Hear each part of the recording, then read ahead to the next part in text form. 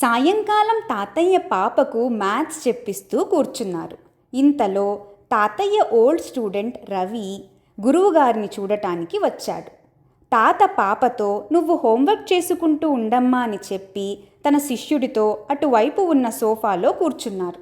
తన శిష్యుడి ముఖంలో బాధను గమనించిన తాత, "ఏంటి రవి, దిగులుగా కనిపిస్తున్నావే?" అని అడిగారు. అప్పుడు రవి తన సమస్యలన్నీ ఒకటి తరువాత ఒకటి చెప్పుకుంటూ వచ్చాడు.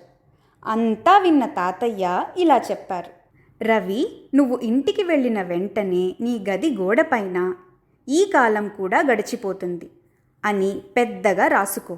నీకు ఏదైనా సమస్య వచ్చి నువ్వు దిగులుగా ఉన్నప్పుడు ఈ వాక్యాన్ని చూసి 'ఈ కాలం కూడా గడిచిపోతుంది' అని గుర్తు తెచ్చుకొని కృంగిపోకుండా ధైర్యంగా నిలబడాలి. నీ సమస్యలను నువ్వే పరిష్కరించుకోగలవనే నమ్మకాన్ని పెంచుకోవాలి. అలాగే సంతోషంతో పొంగిపోతున్న సమయంలో ఈ వాక్యాన్ని చూసినప్పుడు 'ఈ కాలం కూడా గడిచిపోతుంది, ఏది శాశ్వతం కాదు' అని గుర్తు తెచ్చుకొని ఎక్కువగా పొంగిపోకుండా ఉండాలి" అని చెప్పి, సమస్యలు ఎప్పుడూ శాశ్వతం కావు. మనసు ఎక్కువ కృంగిపోతే సమస్యలకు పరిష్కారం కనిపించదు. నువ్వు ధైర్యంగా ఉంటేనే ఏదైనా చేయగలవు అని శిష్యుడికి ధైర్యం చెప్పారు. ఈ మాటలు విన్న రవిలో ఉత్సాహం, ధైర్యం పెరిగాయి. రవి గురువుగారితో "మీరు చెప్పినట్లే చేస్తాను" అని చెప్పి గురువుగారికి ధన్యవాదాలు తెలిపి పాపకు టాటా చెప్పి వెళ్ళిపోయాడు. రవి వెళ్ళిపోయాక తాత "హోంవర్క్ అయిపోయిందమ్మా" అని పాపను అడిగారు. "అయిపోయింది తాతయ్య" అని పాప చెప్పి, రవి అంకుల్ వచ్చినప్పుడు బాధగా కనిపించారు, కానీ వెళ్ళేటప్పుడు సంతోషంగా కనిపించారు. "మీరేమైనా మ్యాజిక్ చేశారా తాత" అని అడిగింది. అప్పుడు తాతయ్య నవ్వుతూ "లేదమ్మా, మంచి మాటలు చెప్పి ధైర్యాన్ని ఇచ్చాను" అన్నారు. అది విన్న పాప ఆశ్చర్యంతో "ఓ, మాటలకు అంత శక్తి ఉంటుందా తాత" అని అన్నది. అది విని తాతయ్య "అవునమ్మా, మాటలకు చాలా శక్తి ఉంటుంది" అన్నారు. అప్పుడు పాప "హా, పిన్ని అంటుండగా విన్నాను, మాటే మంత్రమని, అంటే ఇదేనా తాత" అని అడిగింది. అప్పుడు తాతయ్య నవ్వుతూ "అవునమ్మా, అది నిజమే. ఈ వయసు నుంచి నువ్వు ఎప్పుడు ఎవరితో ఎలా మాట్లాడాలి అనేది తెలుసుకుంటే అది జీవితాన్నే మార్చగలదు. ఇది నీకు అర్థమయ్యేలా ఒక చిన్న కథ చెబుతాను విను" అని తాత కథ చెప్పడం మొదలుపెట్టారు.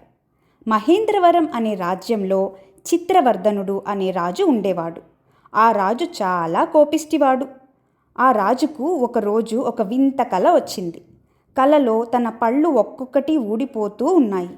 చివరికి అన్ని పళ్ళు ఊడిపోయి ఒక్క పన్ను మాత్రమే మిగిలింది. ఆ వింత కలకు అర్థం ఏమిటో తెలుసుకోవాలని మరుసటి రోజు ఒక పండితుడిని పిలిచి అడిగారు. ఆ పండితుడు గ్రంథాలన్నీ పరిశీలించి ఇలా చెప్పాడు: "రాజా, మీ కళ్ళ ముందే మీ బంధువులు, మీ పిల్లలు ఒక్కొక్కరిగా అందరూ చనిపోతారు. చివరకు కేవలం మీరు ఒక్కరే మిగులుతారు" అని ఆ కలను వివరించారు. అది విన్న రాజుకు చాలా కోపం వచ్చి అతన్ని కారాగారంలో వేయించారు. తరువాత రాజు మరో పండితుడిని పిలిచి అదే కల గురించి అడిగారు. ఆయన కూడా అదే విషయాన్ని గ్రహించాడు. అయితే ఆయన రాజుతో ఇలా చెప్పారు: "రాజా, మీరు చాలా అదృష్టవంతులు. మీ ఆయుష్ చాలా ఎక్కువ. మీ కుటుంబంలో అందరికంటే ఎక్కువ కాలం జీవించే అదృష్టం మీదే" అన్నాడు. అది విన్న రాజు చాలా సంతోషించి అతనికి బంగారు నాణాలు, విలువైన కానుకలు ఇచ్చి పంపించాడు. ఇలా కథను ముగించి తాతయ్య పాపతో ఇద్దరు పండితులు చెప్పింది ఒక్కటే, కానీ చెప్పిన విధానం వేరు. కుటుంబ సభ్యులలో అందరికంటే రాజుకు ఆయుష్ ఎక్కువ అంటే అందరూ తన కళ్ళ ముందరే చనిపోతారు, రాజు ఒక్కడే చివరకు మిగులుతాడు అనే కదా అర్థం. మొదటి పండితుడు రాజుకు భయం కలిగేలా కఠినంగా చెప్పాడు.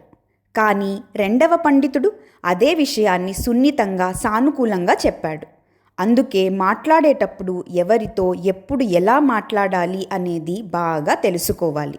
ఎల్లప్పుడూ నిజాన్నే చెప్పాలి, కానీ చెప్పే పద్ధతి ఎదుటి వారిని నొప్పించేలా ఉండకూడదు.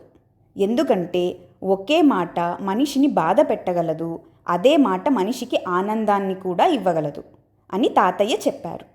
అది విన్న పాప ఆలోచిస్తూ తాతయ్యతో కలిసి భోజనానికి వెళ్ళింది.